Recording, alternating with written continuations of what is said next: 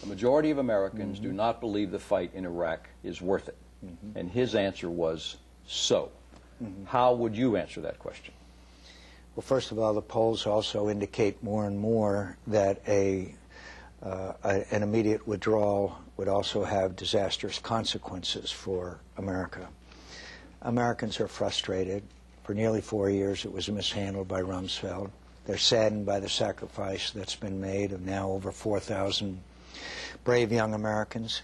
And all I can say is that the strategy is working. I understand how frustrated Americans are, but I'm also grateful for their continued support, no matter how they feel about the war, for the men and women who are serving in the military. Why is this fight worth it, Senator, in your opinion?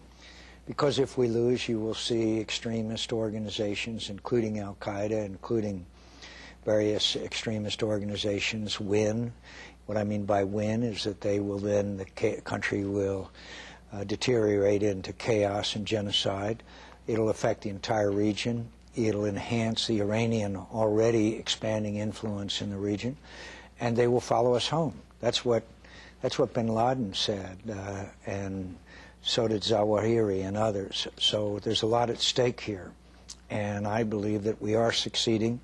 And it's not American presence that matters to the American people. Look, we got a big base in nearby Kuwait. It's American casualties, and American casualties are coming down. And frankly, when Senator Obama says that I've said that we want to be there for 100 years and takes my comments out of context, that's not honest. It's a distortion, obviously, and Senator Obama knows better. And he has pledged we'd have a respectful campaign. Well, I'm disappointed at the comments that he continues to make, because he knows I'm talking about when the war is over, we may have a security arrangement exactly like we have with South Korea, Japan, Germany, Kuwait, and other countries. We have a war going on here in Jacksonville.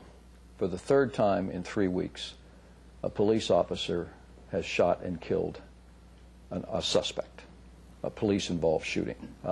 Earlier this year, we had a gun battle between a police officer and a suspected shoplifter that ended up with the policeman badly wounded and the suspect dead. Now, our sheriff would like more money for more police officers. We hear that all the time. But, Senator, what about if you were President of the United States, what could you do about the root causes of despair, hopelessness, lawlessness that exists in cities all across the country in some neighborhoods? I would do everything I could to expand job opportunities and help small business, but I also have to tell you, I think a lot of it goes right back to the education system in America.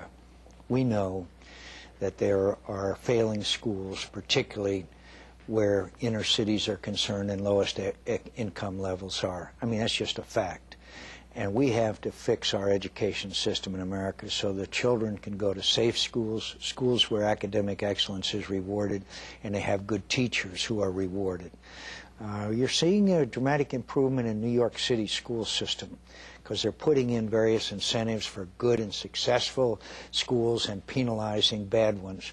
I think we ought to look at that model and other models around the country where we're seeing an improvement in education.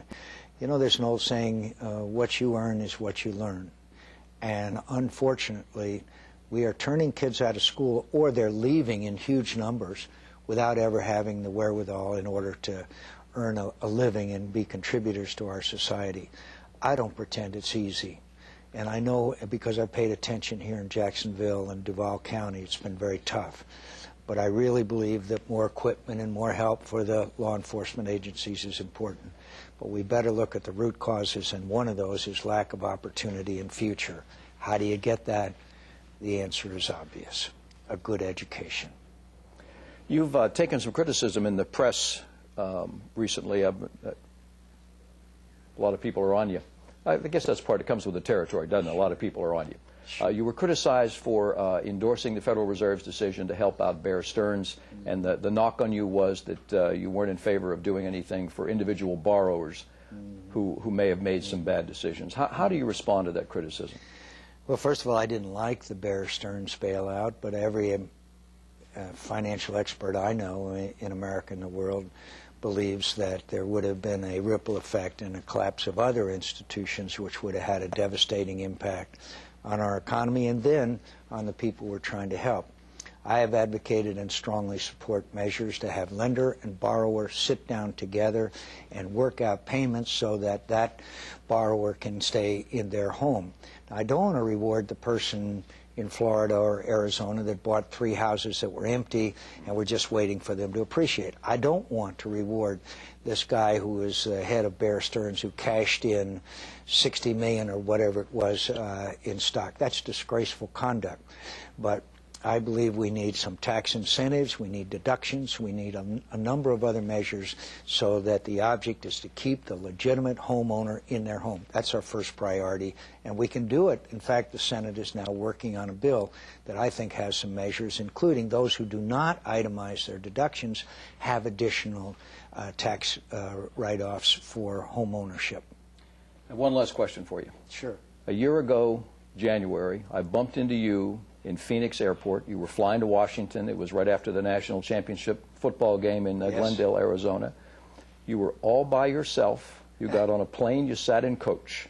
Now you've probably got all these people traveling with you. You got campaign staff. You got security. You got members of the press. How do you keep that from going to your head? I think by recognizing how transient all this is, it comes and goes, and appreciating the great honor of being the nominee of your party and trying to be a little humble. And by the way, one of the great thrills of my life was I was able to be there to flip the coin for the opening kickoff in the Florida-Ohio State game. And I must say, as much as I appreciate Florida's victory, it wasn't that exciting after a while. Well, those are 2 states you're probably going to pay a lot of attention to, Florida and Ohio State. Florida and Ohio here. There you go. Senator, thank you very much for talking to us. Thanks for having me on. Appreciate it.